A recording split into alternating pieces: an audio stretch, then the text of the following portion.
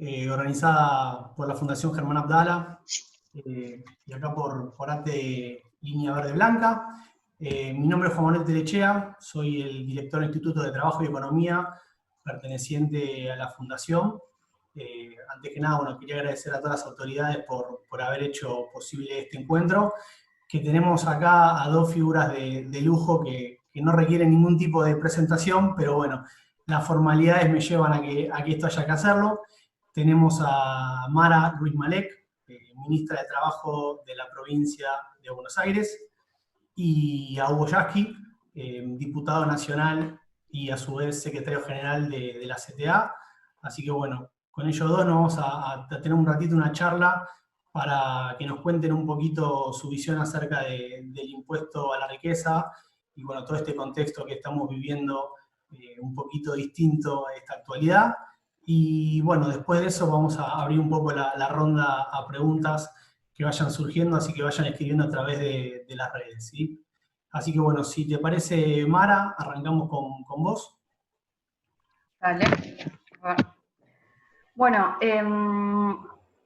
¿qué tal? Buenas tardes todos y todas. Gracias, Juan Manuel. Gracias, Hugo. Un placer compartir con vos panel hoy. Y a todos los que están ahí en el streaming y a la gente de ATE, muchísimas gracias por la invitación. A mí me parece, y lo vengo discutiendo con algunos colegas, algunos y algunas colegas, que digo que siempre es un buen momento para discutir el sistema impositivo argentino. Sabemos que es particularmente regresivo. ¿Qué significa que sea regresivo? Bueno, que en general aportan más los que menos tienen. Ya no lo hacen en cantidad de plata, pero siempre proporciona sus ingresos. Y eso tiene que ver con los impuestos que más peso tienen en nuestro sistema. El IVA es un impuesto por el cual todos pagamos un 21% o un 10% para algunos productos sobre el precio de lo que consumimos. Todos pagamos la misma alícuota, todos pagamos un 21%. Pero obviamente para alguien que gana poquito, eso es un montón, y para alguien que gana mucho, es menos. Pero además, alguien que gana mucho generalmente no compra con todo su sueldo cosas. Una parte la guarda, la ahorra. Y ese ahorro lo puede invertir y entonces puede compensar la pérdida que eventualmente va a tener cuando lo consume. En cambio, el que tiene poquitos ingresos, todo su ingreso se lo consume, con lo cual de su ingreso un 21% valió. Por eso es que decimos que es regresivo. Termina, digamos, poniendo más en porcentaje a su ingreso el que menos tiene. Y lo mismo sucede con algunos, y después tenemos algunos impuestos que son complicados, que por ahí son buenos o son fáciles de recaudar y en ese sentido son importantes y son útiles, pero que no está muy claro quién los paga. Uno puede pensar que el impuesto al cheque lo paga la empresa y en realidad muchas veces es un costo que termina siendo trasladado después también el precio final de los bienes. Con lo cual, nosotros, en comparación con otros países, tenemos poco peso relativo de los impuestos que siempre son considerados más progresivos. El impuesto a las ganancias es el más conocido. Acá se llama las ganancias, en muchos países se llama impuesto más bien a los ingresos, porque en realidad no tiene tanto que ver con si uno gana o no gana en el sentido más de la distinción trabajo-capital, sino más bien la idea del tributo justamente gravar a aquellos que tienen más ingresos mensuales que otros, anuales o mensuales, en realidad anuales, más ingresos anuales que otros. Esa es la lógica del impuesto en general, los ingresos en el mundo.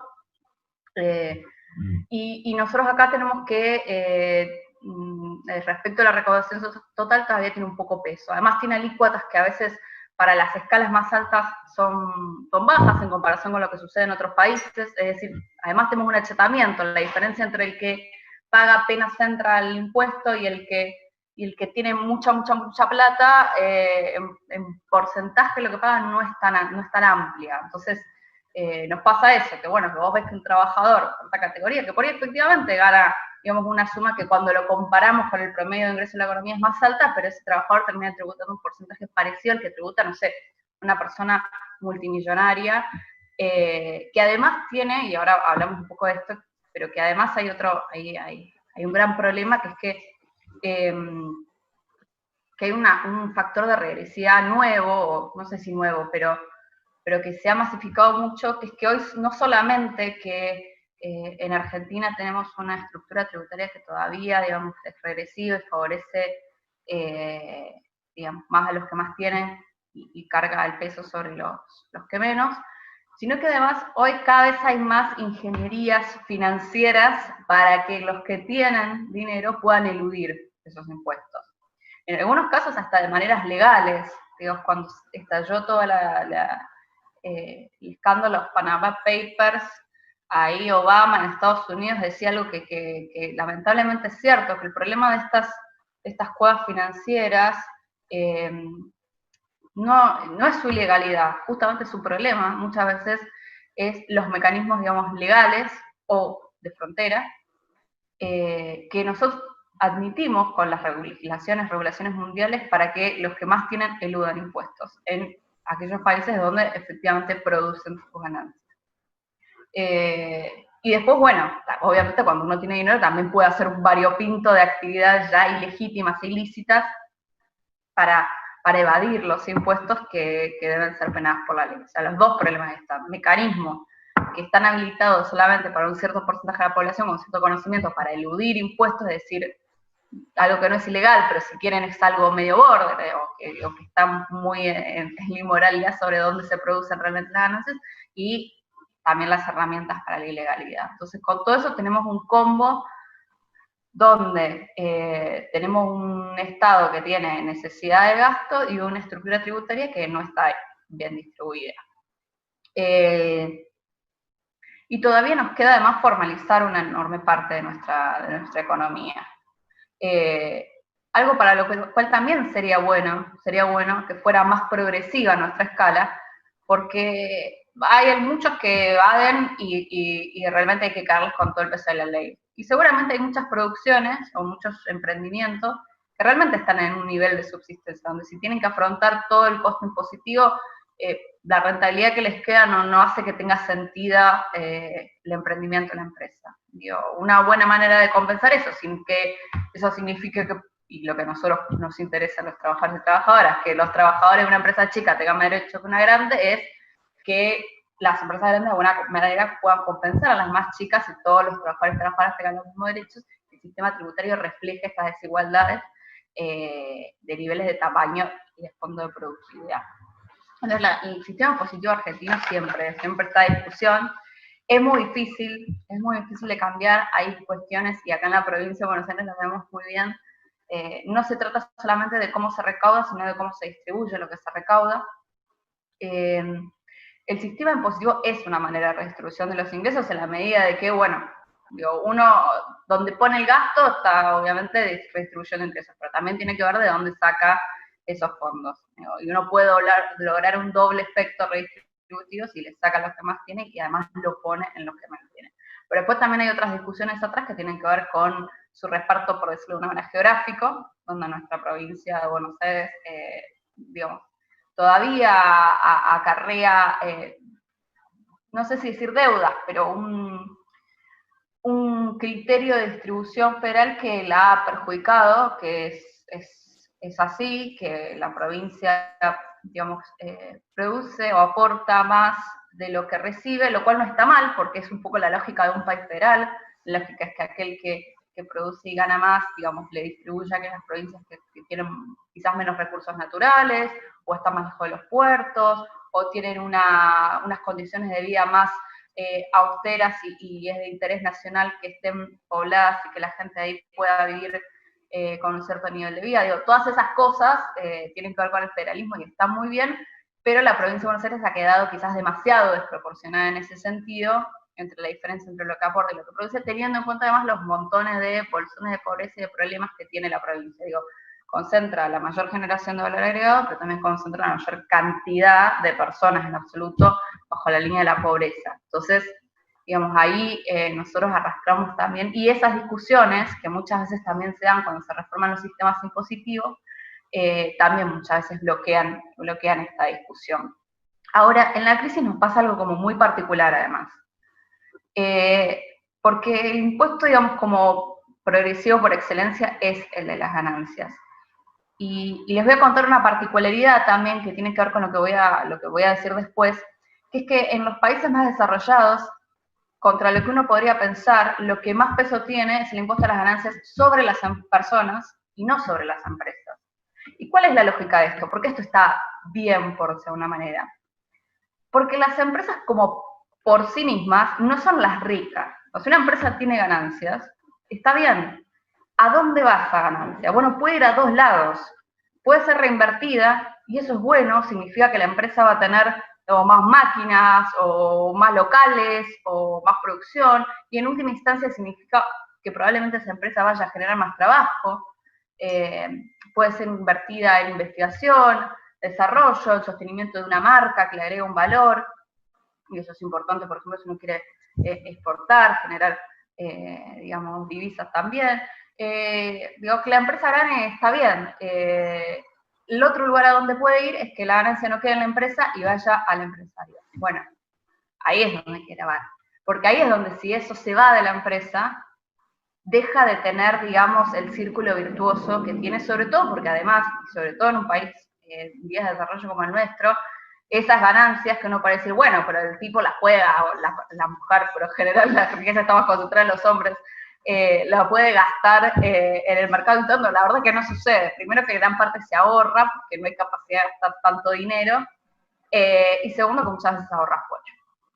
Y que además cuando se gasta, muchas veces se gasta sobre tipos de consumo que terminan presionando sobre nuestra balanza de pago, es decir, importaciones, viaje afuera, etc. Con lo cual, no es del interés del desarrollo de un país que, no que las empresas no ganen, que las empresas ganen está muy bien. Lo que está interesado generalmente un aparato productivo y un Estado nacional es que la ganancia de la empresa quede en la empresa y no vaya al empresario. Y sí grabar cuando vamos a que esa ganancia termina siendo repartida en los empresarios. Por eso, los países que tienen los sistemas más progresivos graban a los ricos, no a las empresas, a las personas ricas, por decirlo entre comillas. Y hay otra cosa más, que cuando uno graba a una empresa no está tampoco tan claro quién está pagando el impuesto. Porque obviamente, digo, primero que la empresa va a tener bastantes maneras de intentar eludir, o ahora la FIP está como intentando poner un poco más la mirada sobre esto, el impuesto, digo, inflando costos o reduciendo ventas, pero más allá de eso, parte de ese impuesto, de la cuenta de ese impuesto, también está pasado como si quieren, de alguna manera informal o pensada a los costos de la empresa, con lo cual parte de eso también probablemente se refleje en el precio de lo que vende y eventualmente, o en los salarios que pague, eventualmente de alguna manera también lo terminamos, digamos, subsidiando, subvencionando a consumidores y trabajadores. Con lo cual lo ideal es grabar a las personas, que es más difícil. Digo, por eso también lo logran los países con mayores niveles de desarrollo, y a nosotros nos cuesta más, porque digo, una empresa tiene ciertos requisitos, qué sé yo, y las personas como son más difíciles de enganchar porque no son las que licitan una obra, porque no son las que se presentan en bolsa, porque digo, un montón de cosas que hace que sea más oscuro las finanzas personales que los empresariales, y entonces nos cueste más.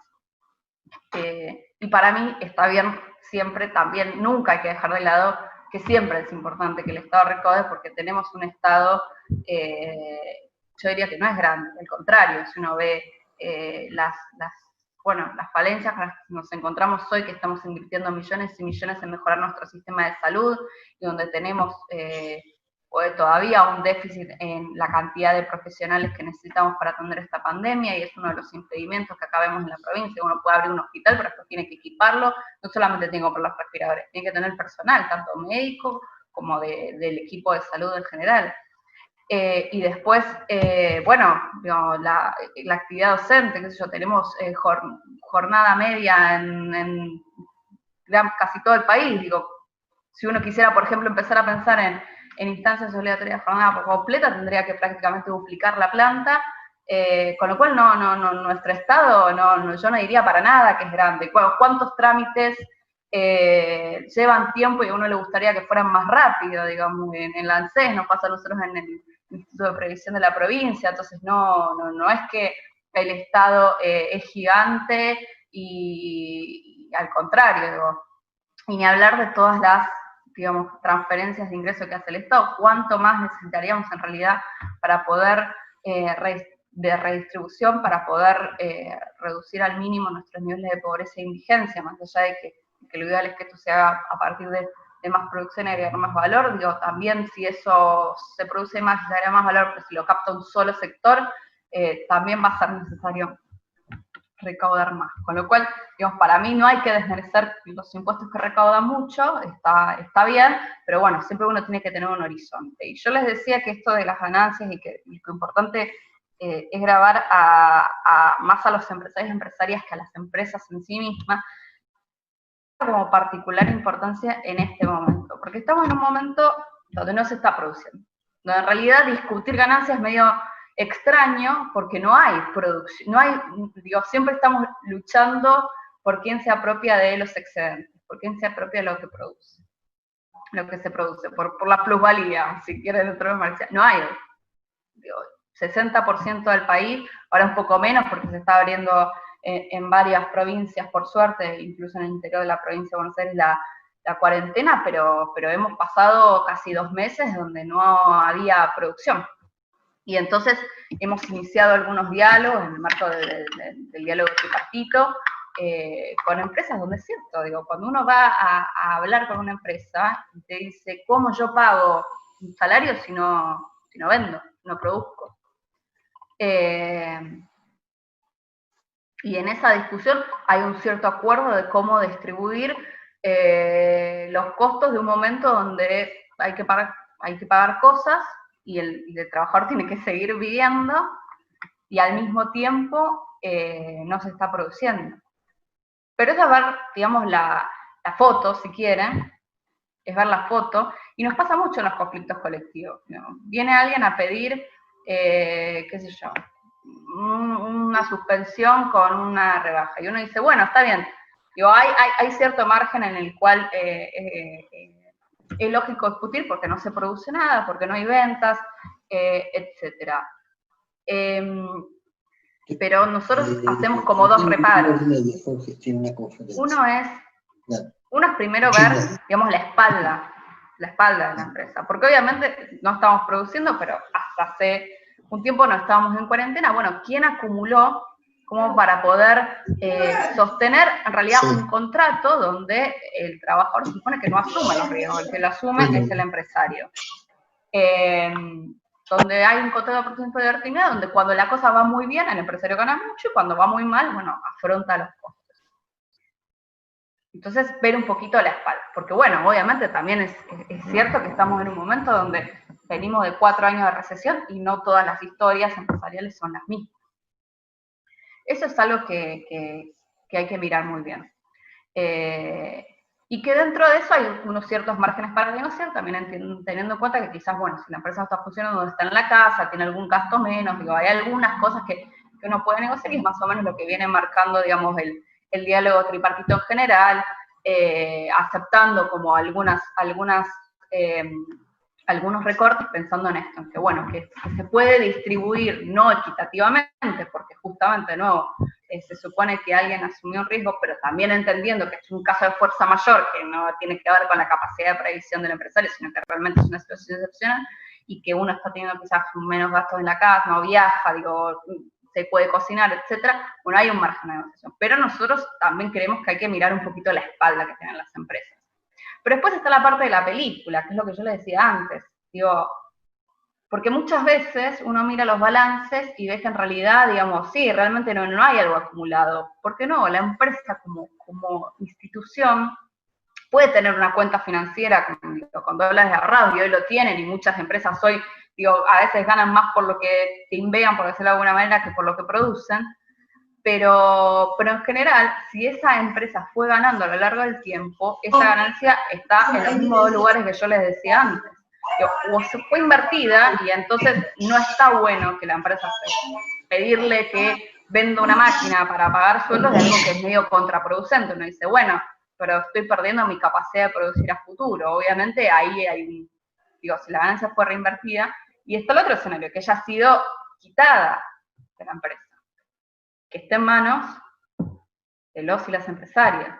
Y por eso un impuesto hoy a la riqueza, digamos, también tiene importancia en la discusión macro general, porque cuando no se produce hay que tocar lo que se acumuló en los años anteriores. Y eso que se acumuló en los años anteriores, muchas veces en el diálogo tripartito se traba porque en realidad está en otro lado que no está, o sea, que está sentado en la mesa, pero que no está sentado como persona, está sentado como sociedad. Y en realidad no tendría que mirarlo quizás como persona. Y eso es a través de, digamos, de la posibilidad de hacer algún tipo de impuesto al patrimonio, que también habrá que pensar si no es algo que, con todas estas falencias y necesidades que nuestra sociedad tiene para impulsar el desarrollo, si no es algo que hay que pensar, como, no solamente para la emergencia, sino también, digamos, para la posteridad, digo. Pero es claro que en la emergencia necesitamos, además de un esfuerzo que va a ser compartido y que ya lo está haciendo, pero con la protección del Estado, los que menos tienen, es claro, me parece para mí, que necesitamos justamente el aporte de aquellos que durante muchos años han ganado y que hoy tienen ese stock que, digamos, de alguna manera es de interés público nacional poder redistribuir. Redistribuir también, primero, para no cargar todo el peso sobre aquellas, para que el Estado tenga la capacidad de no cargar todo el peso, no solamente sobre los trabajadores, sino sobre aquellas pequeñas empresas que es de interés que no cierren, porque empresa pequeña, pyme que cierra, después es muy difícil de reabrir. De interés que esto no genere, que una crisis a la que nos ha llevado el coronavirus, no genere consecuencias también en el corto. Que digo, tenemos que garantizar que todo el mundo pueda mínimamente comer y tener un nivel de vida aceptable durante la pandemia, porque eso, digamos, además de ser, digamos, derechos humanos básicos y vitales, también hacen a nuestras capacidades futuras.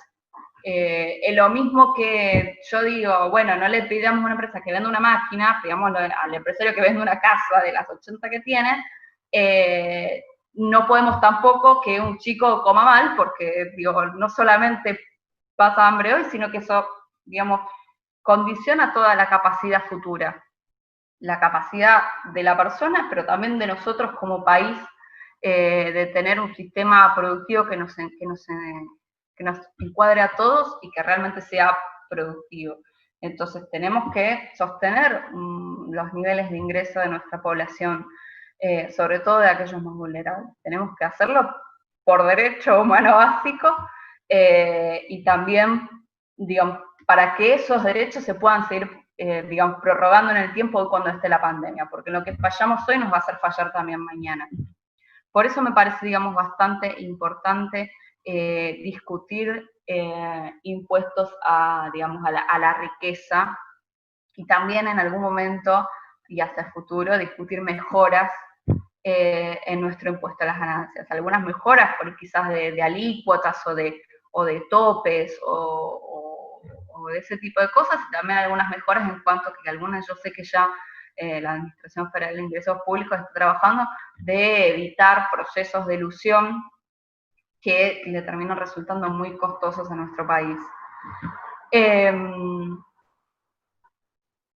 Digamos, y esto creo que nos ayudaría, digamos, un impuesto a la riqueza, a compensar esto, a compensar que hoy realmente trabajadores y trabajadoras comprenden perfectamente que estamos ante un escenario de fuerza mayor que requiere un montón de esfuerzo de su parte, donde muchos están saliendo a la calle a trabajar, a hacer sus trabajos igual porque son trabajos esenciales o porque se han habilitado, porque sabemos que cuesta mucho mantener, digamos, de nuevo, cuesta mucho mantener la paz social cuando no hay producción, y entonces hoy se están habilitando actividades no esenciales y aún en el momento en que estamos ingresando también en momentos críticos y de pico en la cantidad de contagios, entonces es claro que el sector trabajador está haciendo un enorme esfuerzo.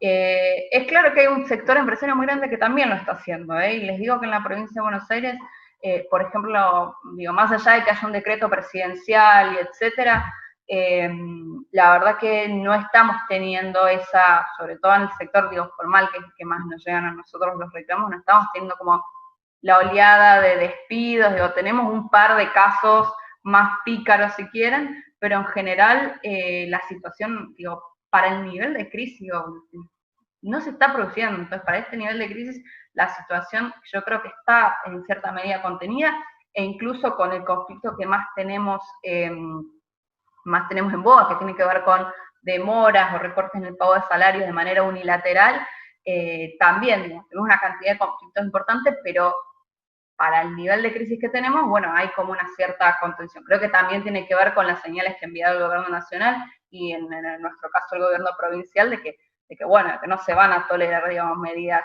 unilaterales de recorte de salarios y que no hay despidos y no hay suspensiones habilitadas, salvo un caso muy particular de acuerdo, justamente de acuerdo con los gremios.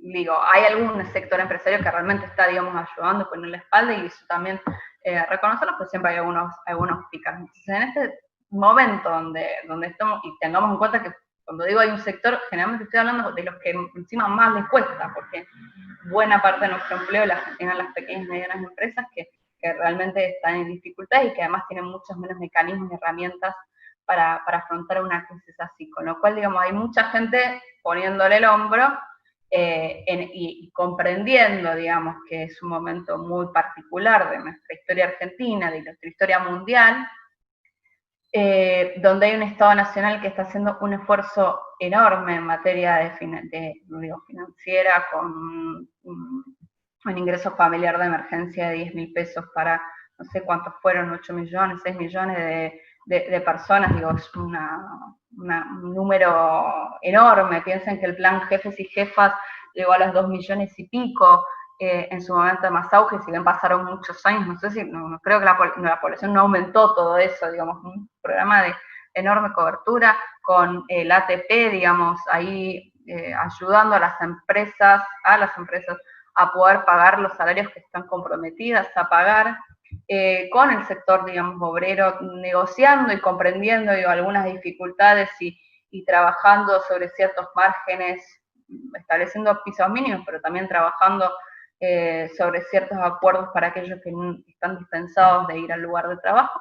No, creo que es bastante obvio que corresponde que hay otro sector que es de mayores ingresos, que sería muy bueno que, bueno, que aportaran en base a lo que han acumulado a lo largo de todos estos años y poder distribuir, digamos, el ingreso en este sentido, distribuir la riqueza y de acá a futuro empezar, bueno, a cuestionarnos un poco más y creo que el presidente ha declarado hace poquito que también entiende en estos sentidos que hay que empezar a pensar una estructura tributaria más progresiva en nuestro país.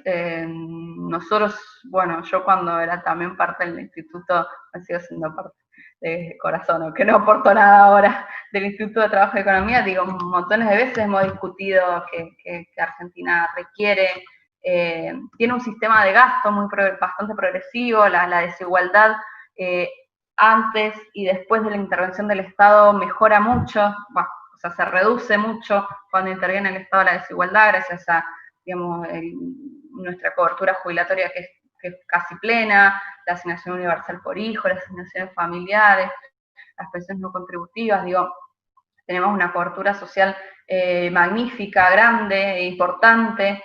En ese sentido, digo, nuestro gasto es progresivo, nos falta la otra pata, que es que nuestro sistema impositivo sea un poquito más progresivo, y eso, bueno, es gravar un poco más a los que más tienen. No es fácil, se los digo como economista. A veces uno piensa que es sencillo diseñar y recaudar el impuesto, y no lo es, y hay muchas discusiones además las discusiones sobre cambiar el sistema impositivo necesariamente muchas veces traen discusiones también sobre cómo se reparte, entonces digo, es difícil también dar las discusiones de ingresos y gastos por separado, pero bueno, si no es ahora, la verdad que yo no sé en qué otro momento va a ser tan necesario y tan evidente la necesidad de poder financiar al Estado y de una manera progresiva, porque no hay momento donde los más vulnerables son más vulnerables que en las crisis.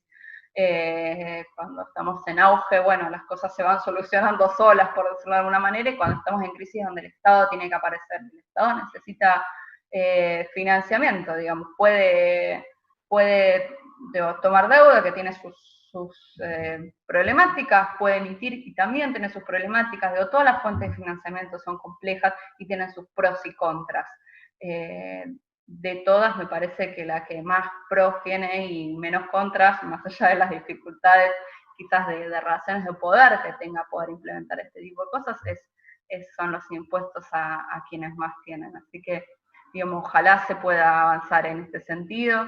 Me parece que también va de alguna manera a compensar el esfuerzo que está haciendo, digamos, toda la población trabajadora y todos los sectores, ni hablar de los sectores más vulnerables que trabajan en la informalidad y que han dejado de trabajar y cumplen a rajatabla la cuarentena, pese a que eso significa no poder ir a la esquina a poner el puesto, a vender y a llevarse el mango extra a la casa. Digo, la verdad es que está todo el mundo respetando, ha estado todo el mundo respetando muy bien la cuarentena y ha sido esto muy notorio en aquellos de menores ingresos que sobreviven de este tipo de actividades que requieren de la demanda y del consumo y se han guardado en sus casas y no las han resignado y han resignado muchísimo ingreso y nos han cuidado a todos y todas así que me parece que es un buen momento para que todo el mundo está haciendo esfuerzos y bueno, y es lógico pedirle que los esfuerzos financieros los hagan los que más tienen y no los que menos, que en realidad hoy lo están haciendo más los que menos tienen por el tipo de sistema de trabajo que tenemos, donde todavía hay un montón de gente que no accede a todos los derechos plenos. Así que ojalá se pueda avanzar en este sentido de algún impuesto. Si no es ahora, me parece que es un buen momento también para pensarlo y para discutirlo. Y bueno, digo, hasta lo que se está discutiendo en todos los países, no es ninguna cosa extraña. Muchos países están discutiendo estas posibilidades. Creo que voy a decir ¿puedo decir algo más? Sí. Bueno, voy a decirle algo más. Yo recién decía que hay como distintas maneras de financiar el Estado. Toda esta discusión sobre si hay que emitir o no, digamos, yo coincido un poco con algo que escribió Juan Manuel hace poco en su newsletter de Cenital. De paso, te tiro el chivo.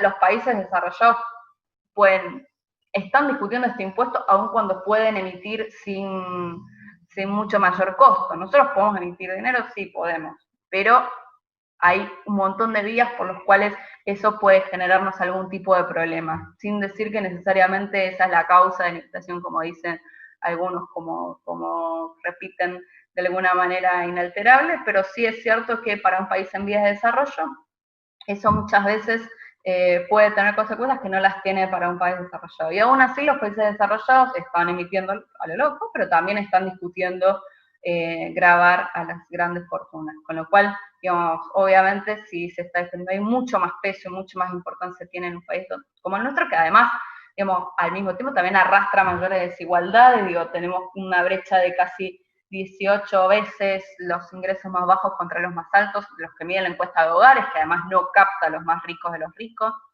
Tenemos además una lista de más ricos que no tiene poco que ver con la meritocracia. Hace un año más o menos, me acuerdo que salió la lista de los 20 o de los 10 más ricos de la Argentina, y vos mirabas, no, de los 50 más ricos, y yo me acuerdo que me habían pedido, de hecho, una nota para Cenital, que nunca terminé, pero en un momento había puesto a mirar como la biografía de cada uno de ellos y de ellas, pero sobre todo de ellos, porque la mayoría son hombres, y esto también, lo impuesto a las grandes fortunas, va a tener también un impacto en la desigualdad de género, porque la pobreza afecta más a las mujeres. Imagínense ahora que empiezan a abrir las actividades, pero no están abriendo de manera presencial los colegios, ¿quién va a cargar con el trabajo cuidado y no va a poder ir a cobrar la comisión, la hora extra, etcétera?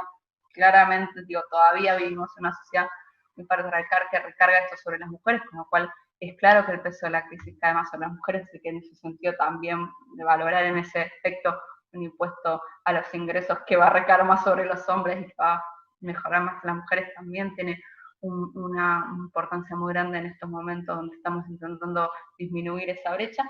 Pero además de estos 50, creo que había, no sé, si les digo 6, es mucho, que habían hecho como su fortuna, si quieren, desde abajo. La mayoría eran empresas que habían sido heredadas, Algunos las habían sostenido con algún mayor o menor éxito, algunos ni siquiera, algunos de nuestros 50 más ricos, digo, no han sido protagonistas de las fortunas que tienen. Y de los poquitos que habían como empezado su propia empresa, que los habían hecho de alguna manera ricos, muchos también venían de una posición privilegiada, es decir, quizás no la habían heredado, pero habían tenido padres, madres que les habían permitido tener o un préstamo, o un espacio, o un contacto, con lo cual la idea de que también las personas de mayores ingresos se lo han ganado es bastante discutible, digamos. Más allá de que yo creo que nunca una buena idea o una buena gestión puede justificar tanta diferencia, cuando en realidad hoy más que nunca es claro que las empresas no funcionan sin sus trabajadores y trabajadoras. Tampoco es cierto en particular en nuestra sociedad, salvo algunos contados casos, que hayan sido, digamos, personas excepcionales que hayan tenido ideas brillantes que a nadie se le ocurrió y hayan tomado riesgos absolutos, y por lo tanto hoy de alguna manera les corresponda a aquella enorme diferencia que tienen con el resto de la sociedad, digamos. No hay, aún se avala algún tipo de discurso meritócrata, es poco lo que se ve en nuestro país. Algunos han gestionado bien lo que han heredado, por supuesto, pero la mayoría de ellos no han sido, no son el caso, que tampoco existe, no existe para nada el caso de la gran idea y del emprendedor y del sueño americano. En nuestros niveles de riqueza seguro que no. Así que digamos, también me parece como recalcar eso, que un poco, digo, las fortunas siempre son, muchas veces no solo son por el mérito de otros, sino que también esconden, digamos, el trabajo que todos hacemos, y me parece que es un buen momento para redistribuir algunas de estas cuestiones. No tengo mucho más que agregar. No, he jugado mi discurso porque realmente estoy como a favor de algún tipo de este impuesto, lo veo en los conflictos que tenemos, veo que muchas veces la riqueza se aloja en otros lados, que ha habido jugadores que han ganado mucho, que incluso hasta les diría que no es una discusión capital-trabajo, que muchas veces es intracapital, como les decía antes, digo, hay sectores, unos 4 años de macrismo, que han ganado muchísimo, digo, al sector energético, al sector, una parte del sector financiero, incluso hay empresas que han ganado, que no son del sector financiero, pero han ganado por la vía financiera. En el último año algunos perdieron un poco con el desastre de deudas y bonos que hubo en el 2019, pero la verdad que es claro que algunos sectores han ganado, y de nuevo, incluso en términos intraempresariales hay sectores que no, hay sectores que la han visto muy difícil, los que proveen al mercado interno, los que son intensivos en mano de obra, los que compiten con las importaciones, las pequeñas y medianas empresas, con lo cual, digamos, es una discusión que realmente está bueno también enfocarla en la riqueza en ese sentido, no para que desdibujemos una desigualdad y una relación que realmente existe entre el capital y el trabajo, pero sí para establecer algunas alianzas que además son de interés, me parece, para el desarrollo productivo de Argentina, para el día de mañana, que tiene que ver con distribuir mejor la riqueza, la producción, y permitir que algunos también sectores que son de nuestro interés empiecen a generar más valor y generar más trabajo, más ingresos para todos. Así que no tengo mucho más ahora sí que decir. Así que bien, bueno, muchas gracias, Mara. La verdad que impecable el pantallazo de todo lo que es, digamos, el contexto en el cual se está dando esta discusión.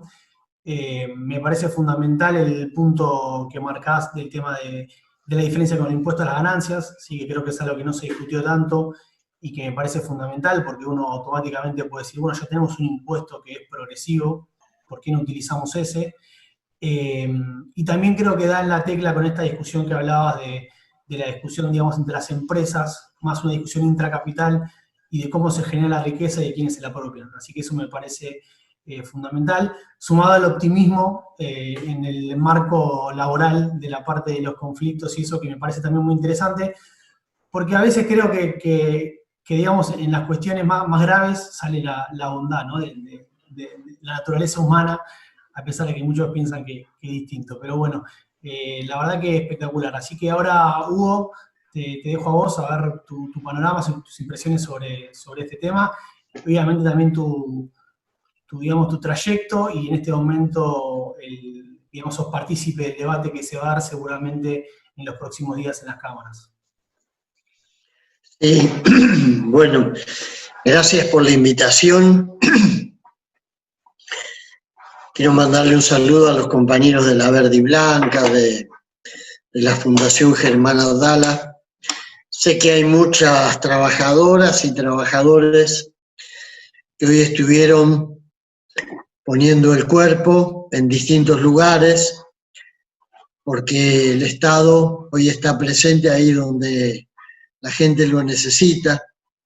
Trabajadores de la salud, de ANSES, muchos compañeros y compañeras que en los barrios, en las escuelas, en los clubes de barrio, en los comedores populares, censando, recogiendo información, dándole a la gente la posibilidad de acceder a alguno de las ayudas del Estado, porque tenemos que romper esa frontera.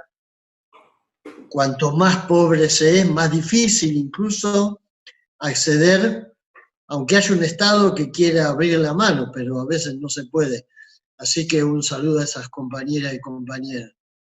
Yo creo que Mara hizo una excelente puesta a punto de cuál fue el debate que desde la CTA nos llevó a plantear la necesidad de un impuesto a las grandes fortunas personales, que después fue tomado desde el Bloque Nacional del Frente de Todos, y que hoy prácticamente ya está redactado como un proyecto, que hay decisión política de ponerlo en el Congreso y de aprobar. Por supuesto, esa pregunta que hacía Mara, ¿por qué en este momento? Y después la respondía, porque bueno, si en un momento como este no avanzamos con una propuesta así, es muy difícil imaginar que haya otro como para poder hacerlo. Si hubiésemos tenido un país sin coronavirus, un mundo sin coronavirus, seguro que no estábamos discutiendo ahora el impuesto a las grandes fortunas personales. Había otros temas y quizás eso hubiese sobrevenido después de un trecho bastante largo de gobierno popular. Los tiempos se adelantan porque esta enorme crisis que algunos ya dicen va a ser tan profunda y tan disruptiva como la del año 1929, para buscar una comparación en términos económicos, que va a dejar, según dice la OIT, 200 millones de puestos de trabajo perdidos en el mundo, que además de la caída del Producto Bruto Interno que va a significar, va a poner al mundo varios escalones más abajo en términos del intercambio comercial, del flujo de las mercaderías que se compran y se venden. Y eso en un continente como el nuestro, que es el continente más desigual del planeta. Esa diferencia que hay entre de 18 o 20 veces entre el que más gana y el que menos gana, es una diferencia que no se da con esa brecha, esa brecha descomunal en otras partes del mundo. Generalmente los medios dominantes nos quieren mostrar como que, bueno, este continente es un continente donde hay mucha pobreza y mucho atraso. No, hay mucha pobreza y hay mucho atraso porque hay demasiada desigualdad. Hay sectores que acumulan riqueza y que incluso subvierten la propia lógica de ese capitalismo con el que hace una década o 2 o 3 nos querían convencer de que era bueno que la gente se enriqueciera porque se llenaba la copa, y cuando la copa se llenaba derramaba, y entonces los que estábamos abajo algo recibíamos. Está claro que para que haya derrame hoy hay que inclinar la copa, y la copa se inclina con políticas públicas. Una de ellos es lo que explicaba Amara, la reforma tributaria, que es una asignatura pendiente en la Argentina. Los sectores de la cúspide del poder económico y financiero se enervan, se exasperan y empiezan a hacer lobby cuando detectan en su radar que empieza a tomar cuerpo la idea de ir por las grandes fortunas personales. No lo quieren. ¿Por qué? Y justamente porque ahí está uno de los puntos, yo diría, nodales de la desigualdad. Son las grandes fortunas personales. El otro día un compañero decía, estamos demasiado saturados de hablar de la pobreza. Quizá haya que empezar a hablar de la riqueza para empezar a resolver el tema de la pobreza. Porque todos somos, ¿viste?, doctorados en pobrelogía, estadísticas, interpretaciones, tesis doctorales. De la pobreza ya lo dijimos todo. Ahora hay que empezar a hablar de la riqueza. Porque si queremos terminar con la pobreza, no es como decía Mara, que lo dice correctamente, no hay que terminar con la riqueza. Pero sí tenemos que terminar con esa ingeniería que hoy manejan los poderosos para que la riqueza siga concentrada y para que los estados no puedan capturar una parte de eso para convertirlo en políticas públicas. Nosotros tenemos un tema que es que en un continente tan desigual como el nuestro, la pandemia significó, con la excepción del gobierno de Argentina, y sin contar a Venezuela y a Cuba, que están en otra sintonía, pero del resto de los países que estaríamos dentro de lo que es la media de países neoliberales, capitalistas, con fuerte predicamento del sector financiero, exportador de materias primas, etcétera, etcétera. Dentro de esa lógica donde estamos, de México hasta la Argentina, casi todos los países, este gobierno es una anomalía absoluta en términos de las políticas que describía Mara. Las políticas de contención social que se están desarrollando en la Argentina no tienen punto de comparación con lo que está haciendo ningún país de América. Desde el caso extremo que es Brasil, con Bolsonaro,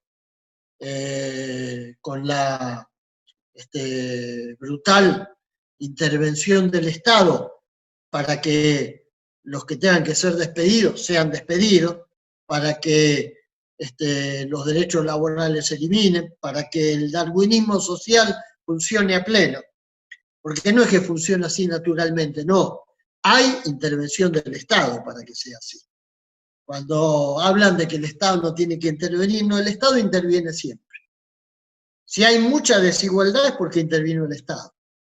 Y si hay un poco menos de desigualdad como en la Argentina, es también porque hubo sucesivas intervenciones del Estado. Mara lo explicaba bien, no solamente las de ahora, las que fuimos construyendo.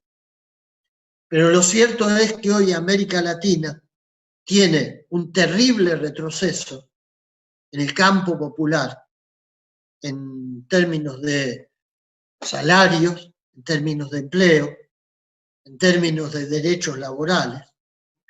En este mismo momento en Uruguay se está discutiendo una ley ómnibus que liquida desde los derechos sindicales hasta temas que tienen que ver con la escuela pública en Uruguay, que tiene una tradición muy parecida a la nuestra.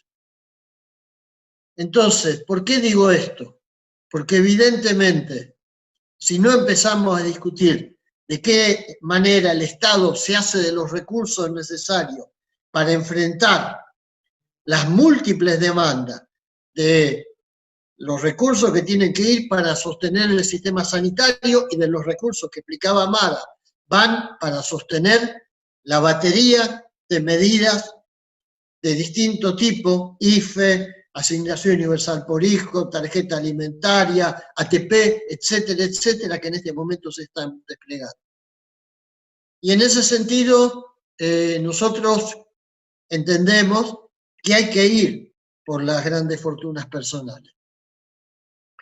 No se puede pensar ni en clave de delirio en un impuesto, qué sé yo, en elevar el IVA, en elevar la cota del impuesto a la ganancia, pues esos son impuestos sobre los ingresos populares.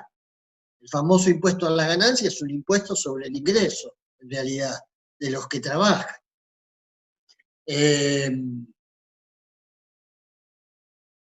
El impuesto a las grandes fortunas personales no es un impuesto, además, que va a asfixiar a la empresa, porque es un impuesto que está pensado para ir sobre 10 o 12.000 personas físicas. Son 10 o 12.000 ciudadanos o ciudadanas que van a tener que pagar ese impuesto. Imagínense, sobre un total de 45 millones, estamos hablando de una ínfima minoría, que siendo una ínfima minoría, proporcionalmente tiene una descomunal porción de la riqueza acumulada en este país. La idea es, podría reunir unos 3.500 millones de dólares, ese impuesto. 3.500 millones de dólares sería el equivalente, o se acercaría a un punto del Producto Bruto Interno en Argentina. El Estado Nacional se supone, porque hay distintos cálculos, pero se supone que lleva puesto desde que empezó la crisis del coronavirus hasta ahora entre 4 y 5 puntos del Producto Bruto Interno. De manera tal que lo que vamos a recaudar como un impuesto de emergencia por una única vez va a servir para incorporar una quinta parte, una cuarta parte, con mucha suerte, de lo que hasta ahora se ha invertido. Y sabemos que se va a tener que seguir invirtiendo más, porque esto se está alargando y se va a seguir alargando, porque a medida que los días pasan, se asfixian más las pymes, porque hay otros que todavía están esperando el goteo ese. Me refiero a las fábricas de empresas recuperadas y al movimiento cooperativo, que hasta ahora está mirando muy de lejos esa ayuda, porque va a hacer más falta para sostener las situaciones, va a hacer más falta más recursos para los barrios populares. Bueno, de manera que esa es un poco la génesis de la iniciativa. Hay un proyecto que seguramente va a entrar en la Comisión de Presupuesto y Hacienda, que preside Carlos Heller, y la idea es impulsar. ¿Cuáles son los obstáculos que vamos a tener que vencer? Básicamente el lobby de los grupos más poderosos. Nosotros tenemos un sistema tributario regresivo y tenemos todavía la ley de entidades financieras que dejó como un huevo de la serpiente la dictadura genocida. La ley vigente en este momento de entidades financieras en la Argentina data de esa época. Uno se pregunta por qué no se pudo cambiar eso. Y porque para cambiar este tipo de cuestiones hacen falta construir correlaciones de fuerza. Y los que tienen el mayor poder de fuego son los grandes grupos financieros y esa especie de cúpula del poder económico argentino que lo conforman los grupos, el sector financiero, las multinacionales vinculadas a las exportaciones de soja, de grano, las mineras. Esos son sectores muy poderosos que a su vez son dueños de medios de comunicación, que son los que empezaron a introducir, ni bien se empezó a hablar de políticas del Estado, esa idea de que hay estatismo en marcha en la Argentina. Se disparó el estatismo en la Argentina. La fundación de Vargas Llosa, que la financia la CIA, firma una declaración diciendo, alertando sobre la amenaza que significa el gobierno de Alberto Fernández para la democracia liberal. Declaración que la firman varios gliptodontes de la derecha del mundo y de la Argentina, Patricia Bullrich y Mauricio Macri. Pero inmediatamente esa declaración es tomada por grandes medios que la reproducen. Empieza a hablarse de que el avance estatista va reduciendo los márgenes de la democracia.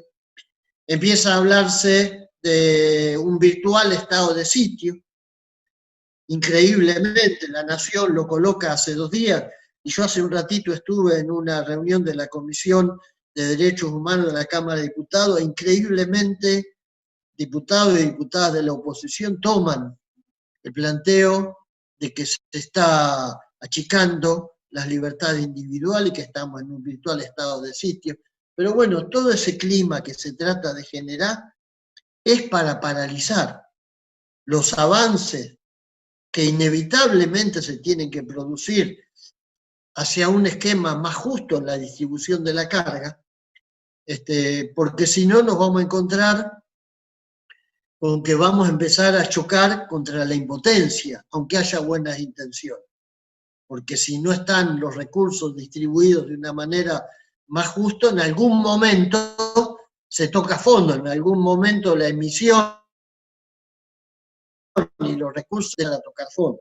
Pero hay un tema también que nosotros lo tenemos que poner en discusión, los trabajadores y trabajadoras. ¿Cómo va a ser la salida de esta crisis? Antes decíamos, hace un mes, bueno, ¿cómo vamos a salir? ¿Cómo va a ser la normalidad después del coronavirus? Hoy muchos dicen, bueno, hay que ver qué tanto de normalidad vamos a tener y en cuánto tiempo. Pero esa discusión va a tener que sobrevenir. En algún momento vamos a tener que discutir un relanzamiento de un fenomenal programa de obra pública que el Estado de manera federal ponga en marcha en todo el país. En algún momento habrá que discutir, supongo que en un Consejo Económico y Social que se tendrá que convocar y que se tendrá que conformar. Yo pienso que sería bueno, no solamente a nivel nacional, sino en las provincias, empezar a discutir de qué manera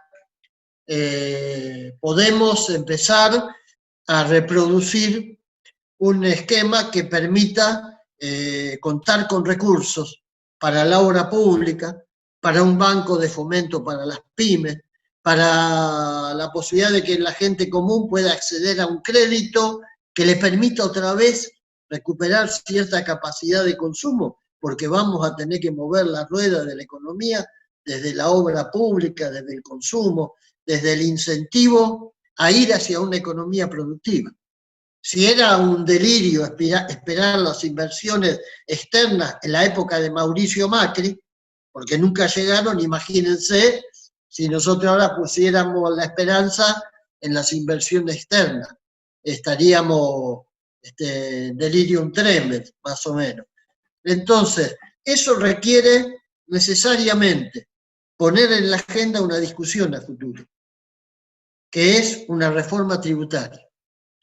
El sistema impositivo en la Argentina, la gente tiene la idea de que es asfixiante, de que el tipo que quiere poner un pequeño negocio no puede sostenerlo. Lo decía un poquito Mara también. Y es verdad, el sistema nuestro es asfixiante, pero de los sectores medios para abajo. Y la virtud que han tenido los dueños del poder económico, que son dueños de los grandes medios, es hacernos creer que todos los 45 millones están asfixiados por el sistema tributario. Pero en realidad el sistema tributario, como lo explicó bien Mara, golpea más sobre el que consume, sobre el que trabaja o sobre el que produce a pequeña escala y deja fuera a los grandes verdaderamente porque han hecho lobby, porque son dueños de los medios, porque tienen fundaciones, ONG, diputados, senadores, tienen ese poder inmenso que han amasado, a través del cual logran como una especie de secreción por distintos poros de la sociedad, en la que instalaron como una especie de sentido común que no se puede seguir elevando impuestos porque no da más, porque la Argentina ya tiene una tasa mucho más alta que cualquier país de América, más alta que en Europa. Todas mentiras absolutas, ni siquiera mentiras medias, mentiras absolutas. La Argentina tiene un sistema tributario tan injusto como la distribución de la riqueza que tiene el país, porque esas estructuras se construyeron para garantizar eso. Y hemos logrado torcer eso con años y años de lucha. Imagínense, si no hubiese habido la resistencia de los trabajadores, hoy seguiríamos teniendo un gobierno neoliberal, que hubiese ido por completar la agenda que le quedó inconclusa, porque no pudieron con la reforma laboral, porque no pudieron con la eliminación de derechos, porque no terminaron de destruir las paritarias, los salarios. Intentaron hacerlo y llegaron hasta un punto a donde pudieron, les quedó la tarea inconclusa y hoy tenemos que cambiar el rumbo. Por eso creo que en la CTA, y sería bueno que lo hicieran todas las centrales, tenemos que empezar a discutir cómo salimos de esto. O sea, cuáles van a ser las medidas. Es decir, ¿la IFE va a desaparecer o tenemos que pensar en una renta nacional solidaria que se pueda sostener hasta tanto esa mitad de los trabajadores que está a la intemperie pueda tener alguna inserción laboral? ¿El sistema tributario va a cambiar o habremos logrado una especie de pequeño trofeo de guerra cuando se apruebe el impuesto de emergencia y nunca más vamos a hablar de los impuestos con los que tenemos que ir sobre los sectores de mayor concentración? El sistema financiero de la Argentina va a seguir siendo el colador que permite que el derrame de la copa, en vez de ser para los que están abajo, sea para los paraísos fiscales. Es decir, todas preguntas que tienen que ver, antes podíamos decir, tenían que ver con un futuro que era el horizonte mediano plazo. Hoy tenemos que decir, tiene que ver con el futuro inmediato, porque va a depender de que podamos hacer eso, el que no volvamos a caer todavía más profundamente en los escalones de pobreza, de desempleo y de desigualdad. El neoliberalismo estas preguntas ya las tiene respondidas y ya lo está aplicando en Brasil, en Chile, en Perú, en Paraguay, en Honduras, en Centroamérica. La respuesta es muy clara. ¿Cómo se sale de esto? Con más desempleo, con menos salario, con más precarización. Han metido el teletrabajo y con eso piensan eliminar incluso las organizaciones sindicales que todavía subsisten en esos países de América Latina. Es decir, más neoliberalismo, más supremacía del sector financiero, más padecimiento para la gente. Y nosotros tenemos que buscar otra salida. Yo sé que a ellos no les va a ser fácil en otras partes de América Latina, porque muchos de los países como Chile, que hasta que llegó la inmovilización por el aislamiento estaban en la calle todos los días, seguramente van a volver a salir a la calle. Pero bueno, esa es otra historia. La nuestra es tratar de encontrar la manera de que estas políticas públicas ganen terreno. Por eso es importante la aprobación de este impuesto, porque significa avanzamos en ese sentido y por eso ellos están tan sensibilizados, tan exasperados, tratando de detonar situaciones que generen conflicto, tratando de convocar, como lo están haciendo para el martes, para el 30, contra la cuarentena, contra el aislamiento, tratando de desgastar al gobierno, pegándole a Axel, a Alberto, metiendo en el medio esa constante palanca para tratar de generar supuestos conflictos o contradicciones que en la práctica no existen. Y creo que esto a nosotros nos tiene que mantener en un estado, digamos, de nosotros lo traduciríamos al lenguaje gremial, estado de alerta. De movilización no podemos todavía, pero hay que tomar como bandera de lucha estos temas. Las centrales sindicales no se pueden limitar a sacarse una foto con la huya y a firmar el 25% de recorte salarial. Que ni siquiera fue eso, porque en realidad, si se hubiese dicho que se garantiza el 75% de los salarios, aunque la empresa no produzca, y que el salario se recupera cuando la empresa produzca, ni siquiera un recorte. Pero bueno, nosotros no podemos ser furgón de cola de los grupos empresarios, ni de los más amigos. Tenemos que ir con nuestra propia agenda. Y hay una cuestión que los pone más nerviosos todavía, porque en algunas épocas hablábamos de estas cosas y le ladrábamos a la luna, pero hoy planteamos estas cosas y tenemos el 80% de apoyo, 70% de apoyo, 75% en la mayoría promedio de las consultas de opinión cree que es necesario un impuesto a las fortunas personales. Y esto es muy importante porque habla de la conciencia de un pueblo, sin la cual este tipo de medidas no se construye. Porque está claro que la razón en manos de los débiles se convierte en una virtud inútil. Hay que tener la razón y hay que tener la fuerza para que las cosas que son justas se puedan hacer. Y bueno, tener el gobierno es tener una parte de la fuerza, construir el consenso popular es tener otra parte todavía más importante de la fuerza, y tener las organizaciones listas para salir a dar el debate y salir a bancar esto, creo que es tener también otra parte de la fuerza. Bueno, esto como introducción también junto con Mara.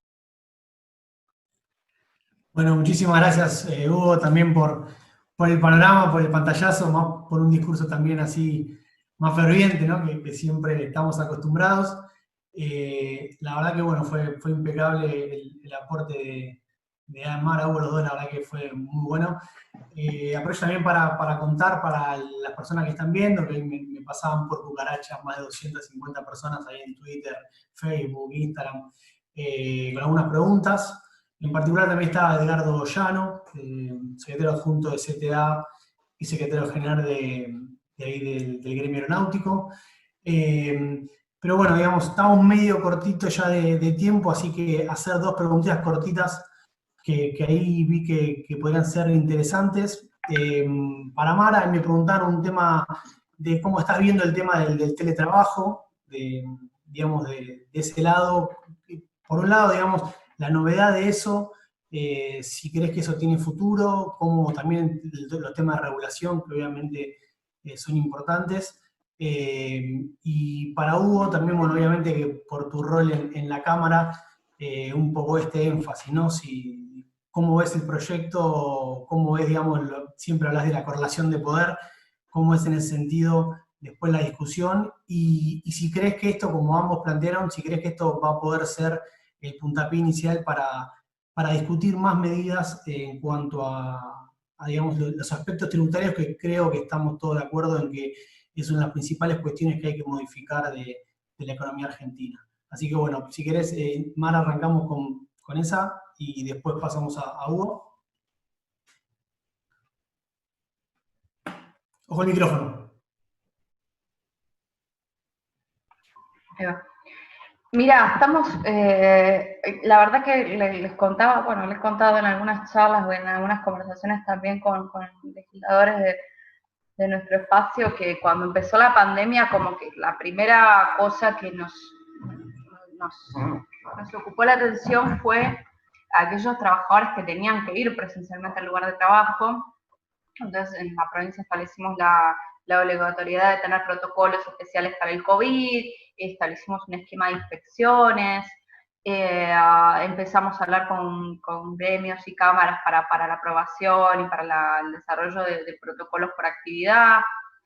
Y claro, a medida que, entendiendo también que, bueno, que el teletrabajo, el trabajo en la casa, en realidad, como lo después estableció la super de riesgo de trabajo, era una cuestión coyuntural y que bueno, iba a tener obviamente unas condiciones muy particulares de la emergencia. Pero a medida que se fue extendiendo, digamos, la cuarentena, empezamos, bueno, a recibir cada vez más inquietudes, y aprovecho el espacio para decir que, bueno, que estamos trabajando mucho en el Ministerio de Trabajo y que tenemos, si ustedes entran a nuestras redes van a ver nuestros mails de contacto donde nos pueden mandar las denuncias, las consultas, las dudas, los reclamos, lo contestamos todo lo más rápido que podemos. Y empezamos a recibir como mucha consulta, mucha denuncia y mucha inquietud por este tema del teletrabajo. Hay como dos cuestiones. A ver, obviamente en el medio de una pandemia, las condiciones que debería tener verdaderamente el teletrabajo, algunas cosas, digamos, hay una cuestión coyuntural que uno entiende que no se pueden tan rápido adaptar, digo, qué sé yo. De hecho, lo primero que salió fue una regulación para decir que esto más que teletrabajo era algo particular de trabajo en la casa, porque el teletrabajo hoy tiene algunas cuestiones que hay que cumplir, que era obvio que de un día para el otro las empresas no iban a poder proveer eso, y que también en el marco de una buena fe contractual, mejor entendiendo que estamos en una situación de esfuerzo mayor, podía desarrollar su tarea desde la casa sin tener que exigir, no sé, por ejemplo, un matafuegos en tu casa, que es algo que el teletrabajo dice que tiene que haber, obviamente, para seguridad de los trabajadores y trabajadoras. Ahora, ¿qué pasa? Primero que empezaron a haber cuestiones que en realidad sí deberían poder regularse, controlarse o de alguna manera, digo, constituyen un abuso que no tiene que ver con la emergencia, que tiene mucho que ver con el tema de los tiempos de trabajo. Digo, eso es una inquietud muy grande que estamos teniendo. Es cierto que todavía el trabajo en la casa afecta a una proporción que todavía, digo, es una proporción del trabajo que no es absoluta. Digo, todo el que trabaja en la producción de bienes en general desarrollar muchos el trabajo de su casa, y muchos de lo que hacen servicios y sobre todo comercio tampoco, pero los que sí, digamos, una fuerte inquietud porque no están bien delimitados los tiempos de trabajo. Y realmente estamos pensando acá con el equipo en el Ministerio de Trabajo cómo hacemos para regular y fiscalizar eso, porque el trabajo en la casa, y esto va a lo que voy a decir para más adelante, tiene un montón de problemas que tienen que ver con que estamos hablando de domicilios particulares y que al mismo tiempo se transforman en de trabajo, y que tienen esa dificultad entonces de fiscalización. Digo, ¿cómo hago yo para controlar los tiempos del trabajo, que los derechos se cumplan? Que es mi rol como ministra de Trabajo, de ser la policía del trabajo en la provincia. Y bueno, estamos discutiendo un poco con el equipo cómo esto se podría llegar a fiscalizar para la emergencia y también para el futuro. Pero también nos empezamos a encontrar con esto, con que, bueno, ciertas cuestiones de insumos o provisión o de espacios, a medida que se extiende la cuarentena y a medida que también se va empezando a pensar que el trabajo en la casa podría reemplazar de alguna manera el trabajo habitual en una oficina, bueno, digo, uno va a la legislación y la verdad que tiene algunos requisitos, pero yo creo que habría que actualizarlo y modernizarlo. Digo, es claro que si uno pasara a trabajar en su casa, hay ciertos elementos que el empleador tiene que disponer, que tienen que ver con la provisión de tecnología, de equipamiento, o no es lo mismo la silla de tu casa que la silla de la oficina, un montón de cuestiones que hacen a la salud y seguridad en el trabajo, que debería empezar que, digamos, primero trabajar sobre lo que ya existe, pero quizás habría que volver a pensar en su regulación, y en eso venimos hablando, y hay varios proyectos en el Congreso que hubo, yo creo que tienen uno presentado, si no me equivoco, el otro día tuvimos una reunión con legisladores, tanto nacionales como provinciales, que nos comentaron que, bueno, que hay varios proyectos en boga, y nosotros les pedimos que tengamos un intercambio, porque obviamente después está eso, digo, ¿cómo fiscalizamos sobre esa regulación? Eso es como algo que nos viene inquietando tanto en el presente, pero también a futuro. Y después la inquietud que una tiene como ministra de Trabajo, que se entiende como un ministerio que no es equidistante, sino que entiende que hay una relación asimétrica entre trabajadores y empresarios, que es un desafío hoy, me parece, para los gremios, pero que creo que es un desafío que yo creo que van a poder, digamos, estar a la otra encontrar nuevos mecanismos, que es el tema, bueno, de la individualidad y del estar solo en tu casa versus estar, digamos, acompañado en un colectivo, y cómo hacer para que la identidad colectiva, si ese tipo de trabajo efectivamente aumenta, no se pierda y eso no termine siendo, digamos, una patada en contra para poder defender los derechos laborales. Eso es un desafío que en realidad tiene el movimiento obrero, pero que a mí como ministra también me preocupa un poco y no tengo resuelto. Creo que igual las nuevas tecnologías nos van a ayudar en eso, y que también hay que pensar en que no solamente para la organización, digamos, sindical, sino para la salud mental de los trabajadores y trabajadoras. Creo que también nosotros tenemos que trabajar en la concientización de que los espacios colectivos también son importantes, incluso para la productividad, digamos, uno lo vive, a veces uno en su casa puede estar cómodo, algunos trabajan mejor en su casa, otros en la oficina, pero la instancia de verse en persona, de armar equipos, de llevarse al trabajo, digo, muchas veces el salto de productividad también está ahí, y también, bueno, generar un poco de conciencia de no perder tampoco los espacios colectivos por todos estos motivos. Así que sí, digo, lo venimos viendo con preocupación, pero también creo que si nosotros aprovechamos para regular las cosas en el momento justo, es importante hacerlo para establecer, digamos, que no perder piso de derechos. Las crisis, digo, yo no soy optimista, soy más pesimista. Creo que las crisis muchas veces no siempre generan cambios positivos, muchas veces intentan llevarse puestos derechos adquiridos, y que nosotros tenemos que tener un primer objetivo, que es sostenerlo, y un segundo objetivo, que es aprovecharlo para elevar el piso de derechos, y eso también va para el trabajo en la casa. Bien, buenísimo, Mara. También genial la respuesta, muy clara. Creo que es un tema que vino para quedarse. Así que bueno, eso seguramente, además siempre las regulaciones están atrás de la realidad, así que vamos a tener que ir lo más rápido posible, imagino. Bueno, Hugo, te decía, ¿cómo ves ahora el tema vos en la discusión en el Congreso? Hablamos del tema de las correlaciones de fuerza, y también crees que esto puede llegar a ser el puntapié inicial para poder debatir una reforma más profunda en términos tributarios, o incluso también, digamos, así como vemos que el IFE o el ATP pueden ser que sean medidas que arrancaron pensadas como coyunturales, ver esta la posibilidad de que se transformen en permanentes. Bueno, lo mismo con este impuesto. ¿Cuál es el panorama que vos ves? Sí, yo creo, primero, estoy convencido de que tiene que ser el puntapié inicial. Creo que si logramos que se apruebe, entiendo que tenemos posibilidad de que este impuesto se pueda aprobar, muchas posibilidades. Vamos a tener una gran oposición, y ya creo que lo estamos viendo, porque muchas de las cosas que aparecen en La Nación, en Clarín, en las pantallas de televisión, que hoy no hablan específicamente de ese impuesto, tienen que ver con que saben que este impuesto hace 4 o 5 días tuvo luz verde. Es decir, cuando dicen Alberto se kirchnerizó, lo leía en el editorial de Clarín, entre otras cosas están diciendo, porque saben que, bueno, Alberto dijo, avancen con el impuesto. Pienso como Mara, las crisis no necesariamente son una ventana de oportunidad para avanzar. Lo demostró la crisis del estallido de la burbuja financiera.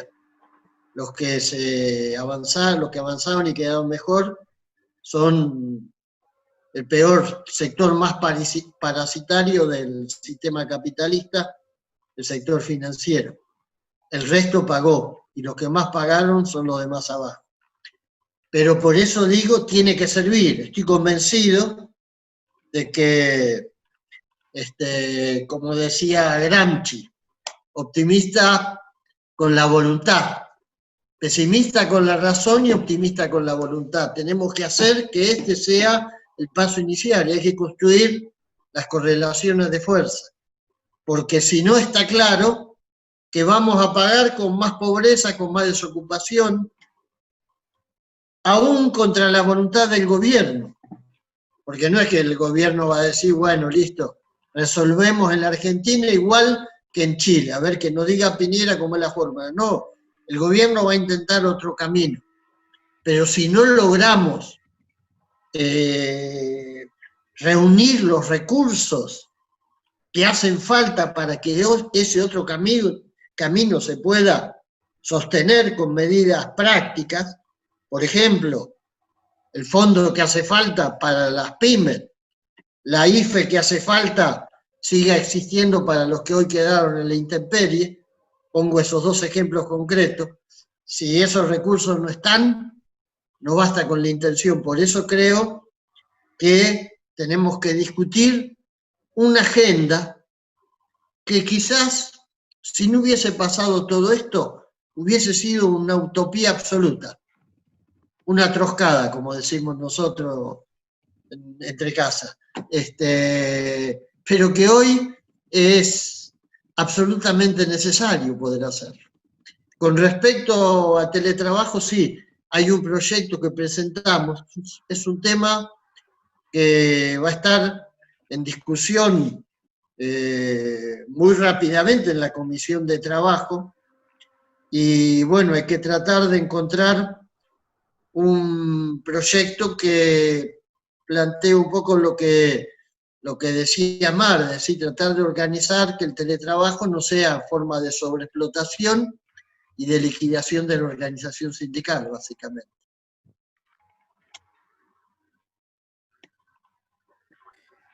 Bien, bueno, con esto creo que estamos más que suficientes, sí, además ya estamos pasaditos de tiempo, no quiero robarles tampoco a ustedes que sé que están con un montón de actividades, tareas, es más, si se llegan a dar cuenta, Mara todavía sigue en el ministerio, está en La Plata, ella en Capital, así que, digamos, Mariano lo debe estar esperando con la comida, esperemos. No creo. No, yo tampoco, pero bueno, era un anhelo. No porque no hagan tareas de la casa, pero llega tan tarde como yo. Está muy bien. Así que bueno, la verdad que muchísimas gracias, Hugo, Mara, por estar acá, por aportar, digamos, su visión. La verdad que son momentos muy complicados, pero bueno, que también requieren de medidas osadas para poder salir adelante. Y yo creo que esta va a salir, y me parece que porque tiene que salir y porque es lo correcto, así que bueno, esperemos que así sea, que del Congreso se dé la discusión y que salga, y después, Mara, de la gestión que también la apliquemos y podamos mantenerla. Así que bueno, un placer, la verdad que un honor estar acá moderando, y muchas gracias nuevamente, y nos estaremos viendo seguramente en alguna otra charla más adelante. Vale, gracias Juanma, gracias chicos de Verde y Blanco, un abrazo. Muchas gracias. Bueno, gracias también. Un gusto compartir con Mara. A ver, la escuchaba a Mara y me pellizcaba para ver si no estaba soñando un ministro de Trabajo, o una ministra de Trabajo, una ministra de Trabajo, que realmente vale, hay que cuidarla. Bueno, fuerza y muy lindo la convocatoria, y un gusto estar con ustedes. Para mí también un gusto estar con todos ustedes, un abrazo para todos los trabajadores y trabajadoras, obviamente en particular para los de la provincia de Buenos Aires, para los del Ministerio. Sigan al Ministerio de Trabajo en las redes, sigan a ITE también en las redes. Discutí algunas de estas cosas también con las chicas de Paridad Macro, tengo que decirlo, un grupito de economistas mujeres también muy piola, así que nada, ojalá tengamos otras oportunidades para encontrarnos y discutir estas cuestiones, que es necesario que los trabajadores y trabajadoras también nos metamos en la discusión económica y macro, además de nuestras propias cuestiones laborales, porque en esto se juega también el futuro nuestro. Muy bien. Muchísimas gracias. Nos vemos. Luego.